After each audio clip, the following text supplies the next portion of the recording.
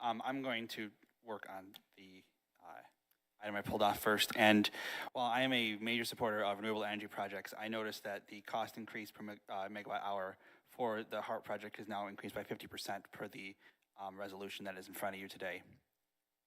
I'm wondering if there was any sort of ask or talking to other municipalities about fighting back on that, because a 50% increase is essentially being sold a bad project, and the consequences of that will affect the utility payers in Bay City when the project is completed.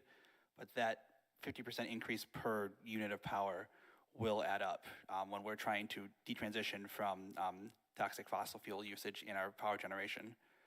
And it makes me wonder if the developing system of it ended up favoring the people who will not be benefiting from the cleaner power, and instead capital groups outside. As for healthcare, that one, it's my current position. We've been in a negotiation for over 6 months trying to figure out ways to decrease healthcare costs for employees.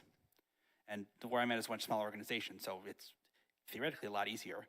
But the one that surprised me was the fact that there is a possible $600,000 annual savings for prescription drugs, but requires us to go outside the country. If that's not an indictment of the American healthcare system, I don't know what is.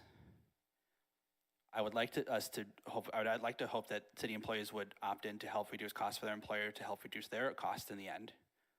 But as it is their own individual opinion that it's going to, or individual option, that's going to be up to them to hopefully take that initiative to help save both sides some money. And the other thing I want to bring up, after the last meeting, there was a representative from Bay City Bridge Partners who came up here, and then some comments on Facebook came up where I responded about what they said, and they wanted to have a meeting with me. And I think they need to have a meeting with the commissioners, not with one-on-one behind the doors. Something that really, really annoys me about the current bridge that's told is that I know it has been adjusted on Google Maps twice by the public to put at $5.50 per plate crossing. And both times it has been reverted to $2 per crossing. So if you're coming through town and you're someone who is not from here, so you have no idea, and you see, oh, it's only $2, maybe I'll take that. Then you get the bill for $5.50 a crossing. You're gonna have such a terrible reputation of the city that you won't wanna come back.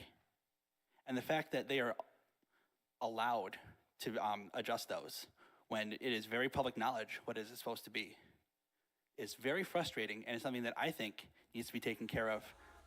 This board needs to have them come in and answer questions like that.